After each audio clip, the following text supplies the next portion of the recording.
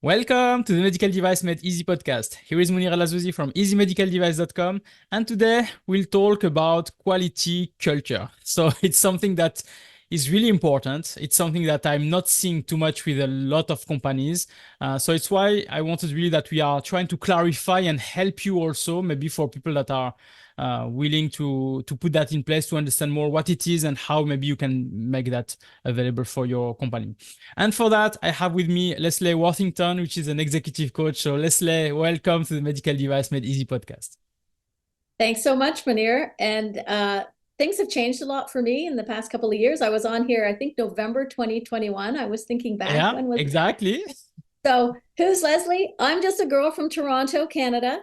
I'm a certified executive coach, working mainly with quality people and working mainly on their communication skills and their people skills, and working mainly with people who are trying to do a better job of getting quality into the minds of other people at their organization. That's Great. basically it. That's what I do. No, great. Can you remind us what was the topic of the previous episode we had together? Oh, God. Something about communicating about quality. So I I'm think, still yeah, definitely on the same path, right? But I've sort of changed more to focusing on building a quality culture exactly. versus before I was working with a lot of non-native English speakers just on their communication skills. And now Yeah. it's with everybody on those skills that are allowing them to build that culture. Yeah, I mean, people that are listening can go also to check on the YouTube channel to see the previous episode. I think it was more Mhm. talking about, I say, communication on the fact that if you are not communicating in the right way, you can maybe not achieve what is your objective. How to communicate to the people that are executing, or to communicate to the management in the top, or language to do. I mean, those kind of things that were a bit tricky because Yeah, we know that quality people are sometimes a bit too much analytics, or they have too much like I want to see this and that, but asking it in a certain way, nice way, something that people maybe are not yeah, used to, can yeah. be better. So this is mainly the idea. But today, yes, we talk about quality culture. So so can we start maybe with the first basic question? So maybe what is a quality culture for people that are listening here and that have no clue mainly what it is? Yeah. Yeah. So there are probably as many definitions of quality culture as there are people trying to define it, Yeah. but I like to keep things very simple. So to me, in basic terms, a culture is a shared set of values, beliefs, attitudes, and behaviors. And so a quality culture is a set of shared values, beliefs, attitudes, and behaviors that support the quality goals of your organization. They support your quality policy, your objectives, that in turn support delivering products and services that meet the needs and expectations of the customers. That's what it comes down to. So when you think about it, it's kind of mind-boggling that we don't all have a quality culture. It's the foundation that allows us to succeed in our businesses. But it feels like somewhere along the line in people's mind, there's a disconnect between quality and the health and success of the business. So the thing that is happening is that you have a company that is created. They start to try to comply for the medical device company. They start to comply to the regulations, if I can say, or the legislation. It tells them that they need to have a quality system with a procedure, etc. So, and this is, if I can say, the level, the Yeah. basic level, if I can say, for them, it's like it's not like I have a choice. I need to have that. I need to have procedures, I need to have the ISO 13485, I need to have all this. But here, what we are talking about is the next level, mainly. It's really having some mindset, which is different than just having some documents and trying to show to Absolutely. everybody that you are compliant to that. Yeah, yeah. It's not about checking the box. I mean, if you want to be, average, go ahead, check the box. But most people in business, they want to be the best. They want to be better than their competitors. So what are you going to do? You got to go above the bare minimum. So checking the box is only the bare minimum. And it's easy to check the box if you've got a quality culture. It just happens naturally. So it doesn't make sense not to have one, in my opinion. So Exactly. So the ideas of this quality culture is maybe going more from the top to down instead of from down to top. So mainly the idea is that if you have everybody on the top that is understanding and really moving things and having this mindset then everything will go down and everybody on the bottom will be understanding that because the top is asking for it mainly. So it's mainly that instead of us from the bottom and the Yeah. quality people trying to push that up and say, guys on the Well, top, please be yeah, equality. ideally, right? Because if the leaders are leading with a quality mindset, that thinking and values should trickle down. But a lot of leaders aren't. So then as the quality person, you're like, well, now what do I do? It's like, well, you got to work on the leaders. So your main job is to try and get them to understand and then build it that way. Yeah, it's very difficult. You can build it, I think, from below, but it's just exhausting, difficult, and you've got to build all these little pockets of quality all around the organization, and it's not ideal. So in terms of building that, so uh, we have maybe people listening now and say, okay, I understand now that the quality culture is like the next level, is more a mindset, is something that people will be having to have inside them, if I can say. So how now, as you mentioned, you have to convince and you have to start to spread the word. It's like a religion. I think you have to Yeah, convince and come to my religion, etc. So yeah, kind how are of. we doing that then? Well, it's kind of like it's such a conceptual thing, right? So if you don't have your head around it, it's like, I don't get it. So it's a big task. It's a big task. And there are a lot of elements to it. And ultimately, it involves other people. So it can end up being a little bit messy. But your first step really has to be thinking about what you want your quality system to look like. And what you want your culture to look like. And that's the first step of any goal setting, really. And you have to get specific. So you kind of have to think, okay, it's not about like in an ideal world, what do I want this to look like? You don't have a blank slate. You're not in an ideal world. Everything you're doing is within the context of your current situation.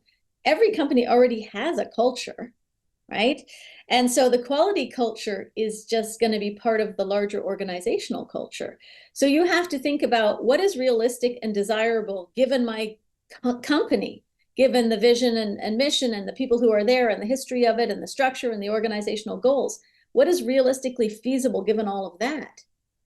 And then getting really specific.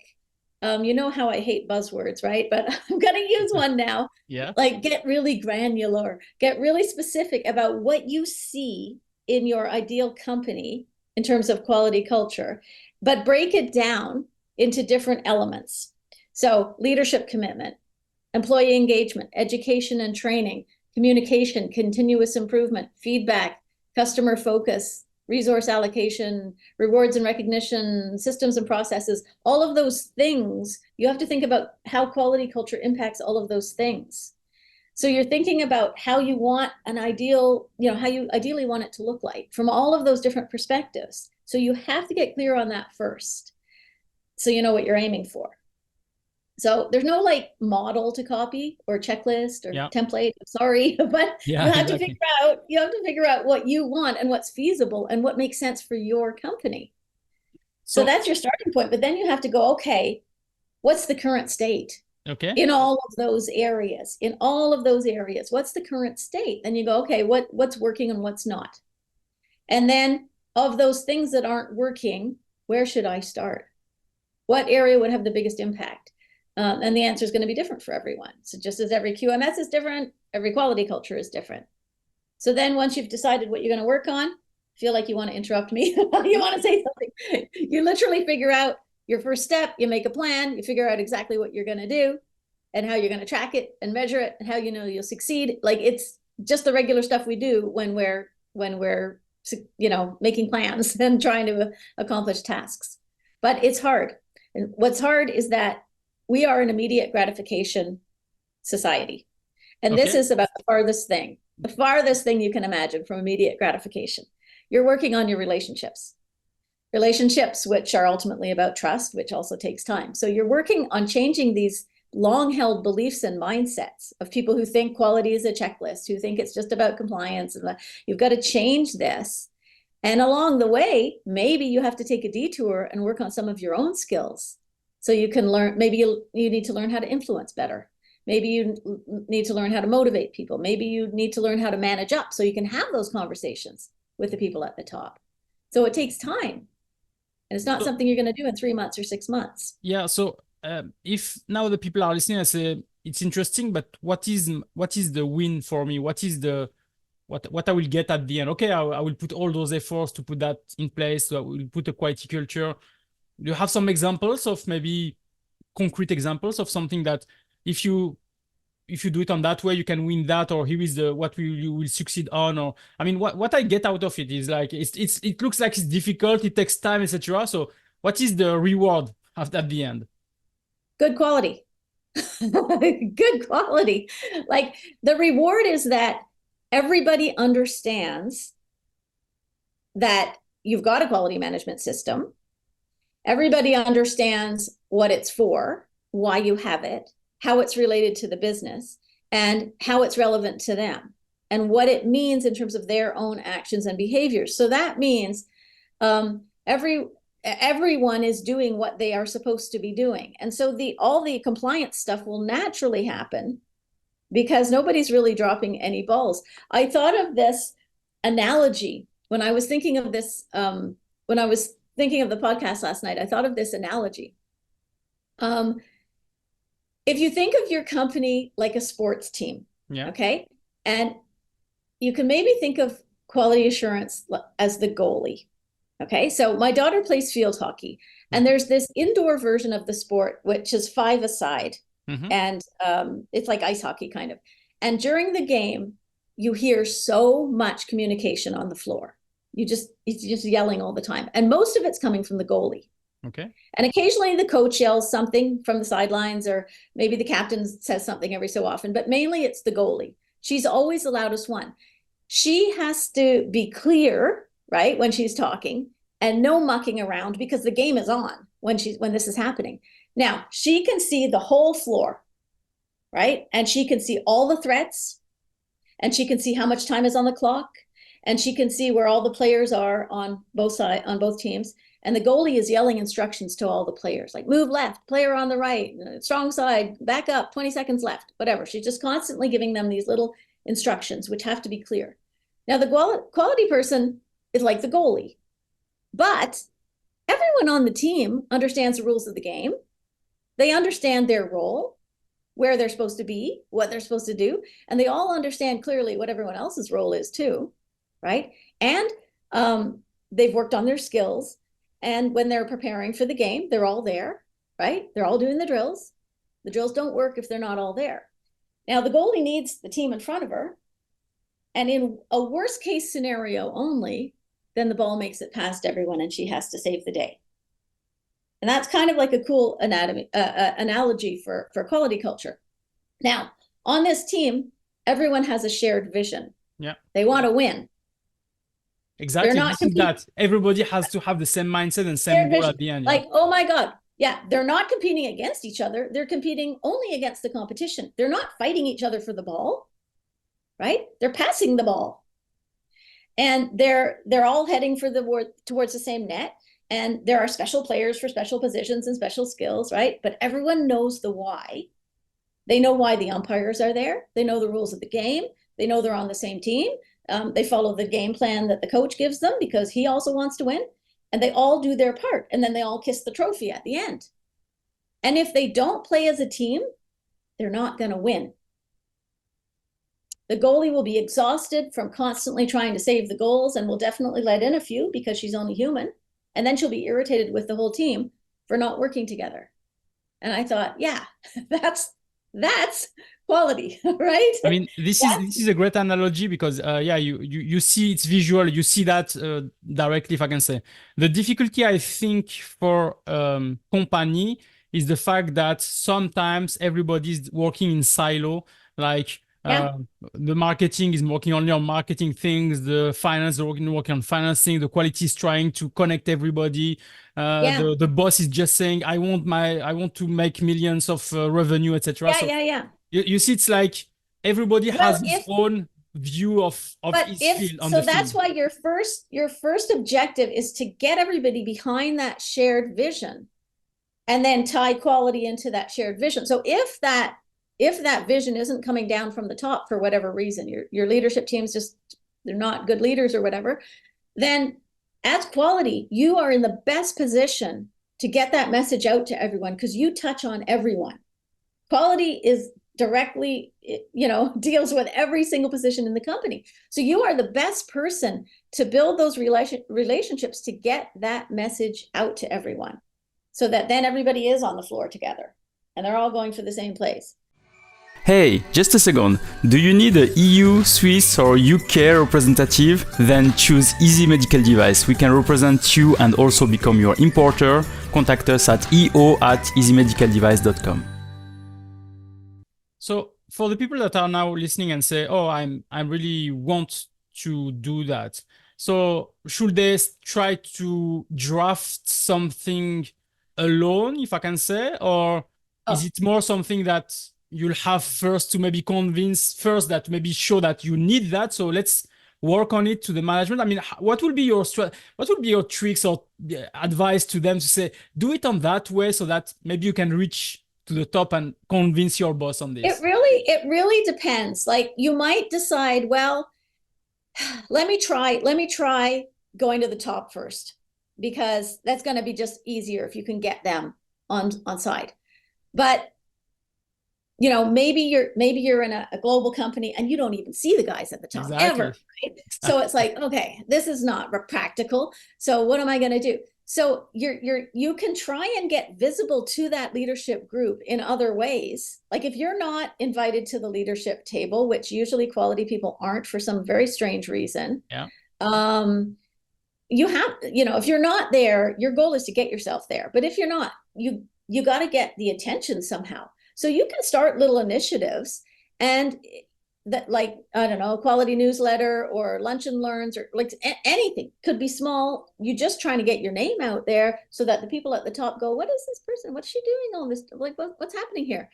And if you can also influence other people, say you're buddies with whoever's in charge of operations. Okay, let's start one little area at a time. Let me get this guy thinking the right way. And then it'll trickle down in each department, like one by one by one, so you just start wherever you are and go, okay, what's going to have the biggest impact and what's practical from where I am and what can I do? And sometimes that means maybe you think, yes, the person I need to talk to, I need to convince the person at the top. Yeah. But then you go, oh my God, but I don't have the confidence for that. Oh, I'm so intimidated by that person. Work on your confidence. Right? Go for a little detour, go and work on your mindset stuff. Okay. Or like, oh, I'm terrible at, I don't really know how to influence people. That's a skill. Go learn it. Right? So you just have to figure out what you want to do and then get the skills behind you to go and do it. And, I'm making it sound like it's easy. It's not easy, right? I mean, I was on that position and trying to do that for some big corporate companies. And it's really difficult. The only way I was able to do that was when there was a catastrophe, when there was something that was difficult to handle by the top management, and now they are asking for a solution. So these were the moments where you can build that. And the catastrophe I'm talking about is, for example, warning letters from FDA. So at the end, it's like, we have really to change our way of doing things, invest more in quality, etc. So this was my, if I can say, thing that I can pull from and say, if we don't do that, we'll not be compliant. If we don't do that, we cannot remove the warning letter. If we don't do that. So it was like a way for convincing them, and it worked really well. But when everything goes well, I know that maybe it's a bit difficult. So it's about like, you don't want to wait for the disaster before you say, oh, guess what? This is why we should be thinking of quality. Exactly. So what you got to do is anticipate, and you got to think, okay, instead of going, if we don't do this, this is going to happen. And if we don't, like, nobody wants to be bossed around, especially by someone below them, right? So instead, you got to show whoever you're talking to. And if it's the leadership group and you've decided, I'm going to try and get that guy's attention because I think he's the guy who's going to be able to make this happen. Then you got to really think of, who is this person? What keeps them up at night? Like, are they like driven by the bottom line? Are they driven by customer satisfaction? Are shareholders breathing down their neck? Like, what is going on with this person? And how does this person like to communicate? Do they like emails? Do they like face-to-face? Is this a left brain or right brain person? Should I be throwing facts and figures in front of them or telling a little story about grandma dying? Like what? So you literally got to be thinking of, who you're talking to and what you're trying to achieve in each conversation. And that's why it's time consuming and difficult because, okay, I don't know the leader that I'm going after. So then the question is, okay, how am I going to get to know them? So now that's your plan. How am I going to get to know this person? Or if you go, this person's unreachable by me, you go, okay, who does he listen to? Exactly. Let me go for that person. Let me see if I can make inroads that way. So you're literally like just stepping back and looking like, how am I going to do this? And that's why it takes a while, and it's fiddly because you're dealing with people. People have egos and quirks and things like that. But it is possible. But it's just being very, very strategic and patient as you go about it. And what I like, I mean, when I arrived to a certain company and we discuss about quality, everybody was afraid to talk to quality people because mainly it was like, if I talk to you, you'll find that there is a problem, then you'll ask me more work to do on this or make a non-conformity or a kappa, which makes it like, I don't want to do that. So let me hide things from you and this and that. So it was like this culture. So it was like, I have a problem, but I prefer not to talk to quality because I will try to solve it myself instead of talking to them because otherwise they will be let's open a kappa, let's do an investigation, let's do this. It's boring. No, I don't want to do that. So it was this kind of mindset. And then we moved to more about communication of why are we doing that. For example, the famous thing I was doing to explain to them, to say, okay, why are we opening a non-conformity? I say, because if I have a complaint on the market and there was an issue about these kind of products, if there is a big issue and I don't know where it's coming from, I have to recall 1 million units of products. But if I know it was coming at that point, at that moment, maybe I will recall just 10,000 units of products because I know it was just that thing. And then they say, oh yeah, it's good then. Yeah, so it's less work from us at the end. Yes, it's less work from you. So you have to communicate and explain that. But then this is the foundation to build the quality culture, because then they can follow you and they can work with you. And as you've said, if you cannot reach the top, reach the second line or the third line, etc. Reach whoever. Exactly. Right? Reach whoever. Reach whoever you can. Yeah, you said a couple of things there that I wanted to comment on. So the education part is huge, and the relationship part, because that whole, you need everyone to feel that you're approachable. Exactly. So they need to know you a little bit. So that's why the relationship part is good. But the education part is equally important, because and it's not like, I'm not talking about training. I'm literally talking about educating, like helping them understand, like, what is this? Who am I? What do I do? Why am I here? And all of that stuff. And then, so you need that relationship for people to feel that, like, I noticed this thing, or I think I did, I think there's an issue here, and they'll feel comfortable approaching you, right? And the other thing you mentioned was like, people think it's extra work. And you said the exact thing, like you had a recall. It's like, okay, a recall is extra work, right? Deciding to focus on communication skills and relationships and messaging about the importance of quality management is not extra work, because it's work you're supposed to be doing anyway. You're required to do awareness training, right? So make the training make more sense than it currently does. Have more conversations, set up recognition systems, figure out a decent like internal communication strategy that addresses this kind of stuff. These are things you're doing anyway, so it's not extra work. Yeah, and you have a lot of events that you can create. What we had in our companies, like the quality month. So then during 1 month, there was promotion of quality. We are doing some events where, for example, one of the events we are doing is a Lego event. We have a team that has a Lego that has to be built. But they have just a picture of the product at the end. And we have the second team that has a Lego, but we had a full instruction: step 1, do this; step 2, do that; step 3, do that. And we ask them, and they hide one from the other. And we ask them, let's see which one will make it to the end quickly. And also the product is completely fine compliant.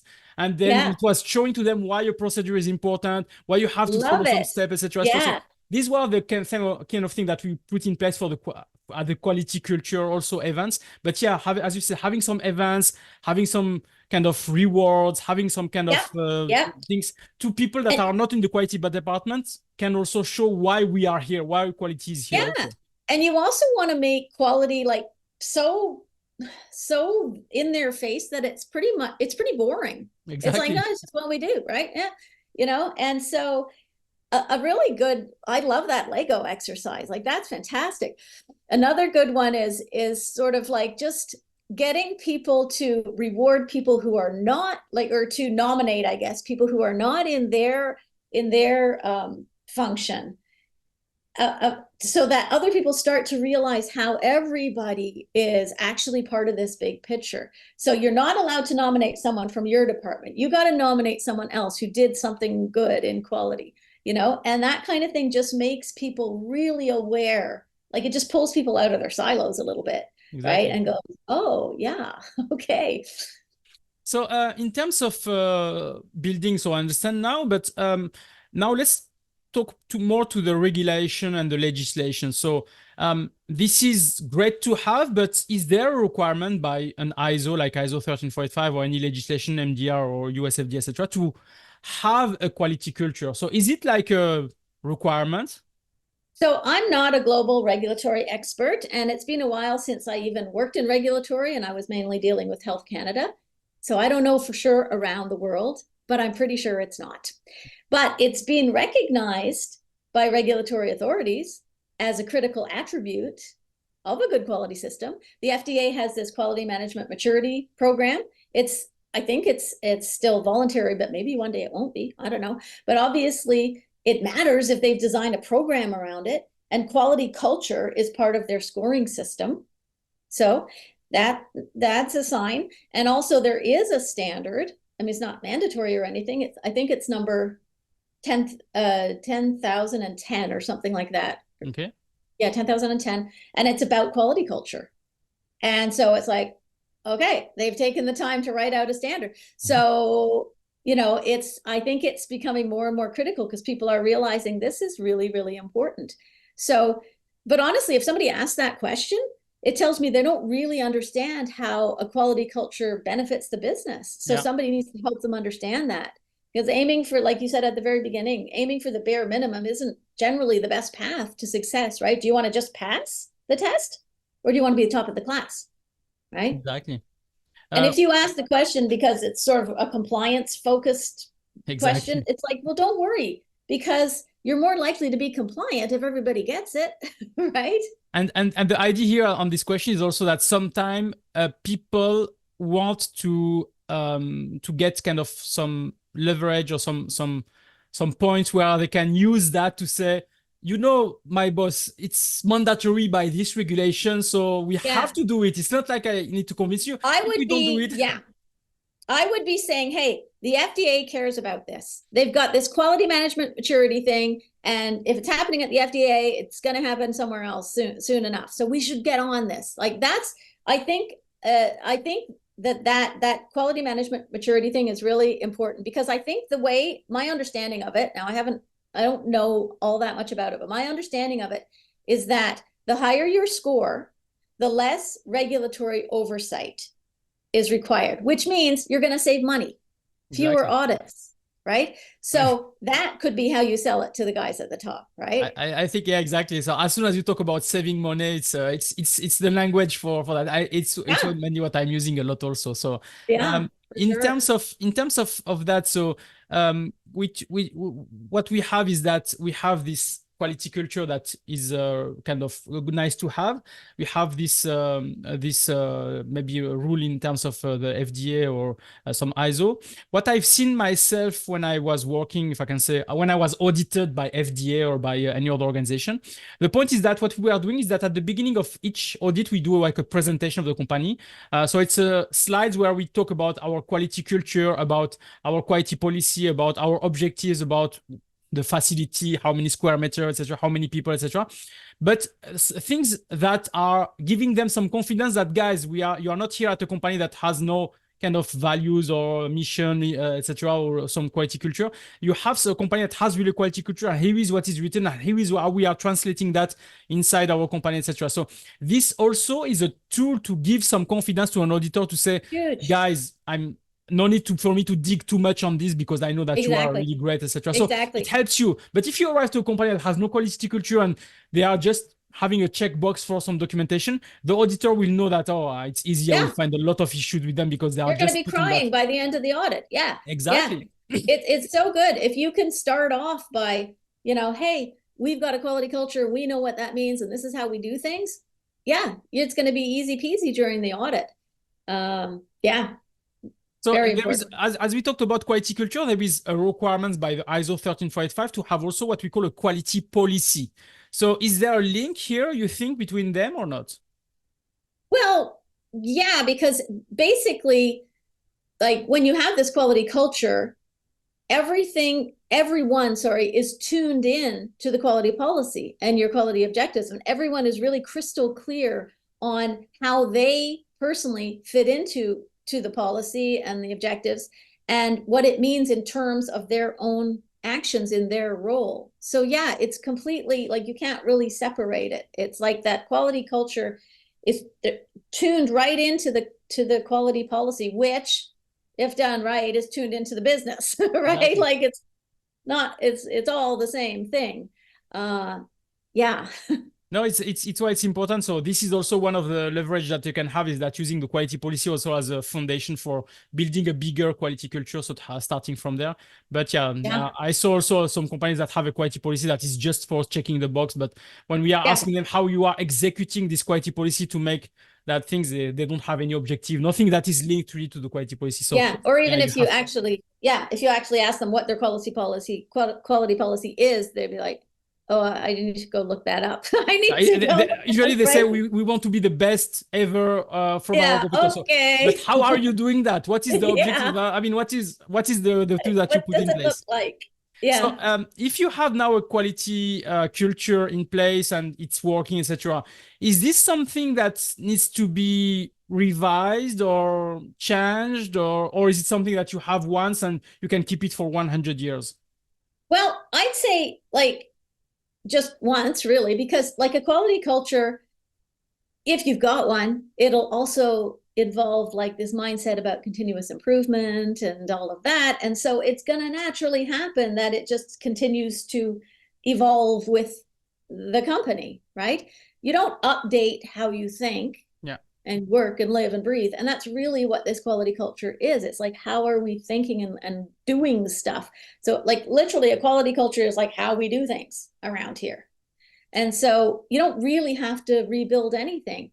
It'll impact every area of the business so that you'll actually be attracting new hires that think this way, right? And if they don't, they'll self-select out very quickly when they realize they don't really fit. So I think once you've dedicated that time to building that culture and everybody's got the same mindset about this stuff, it's pretty solid and it'll just move along. And everybody else that joins the company, will also buy right into that same thinking.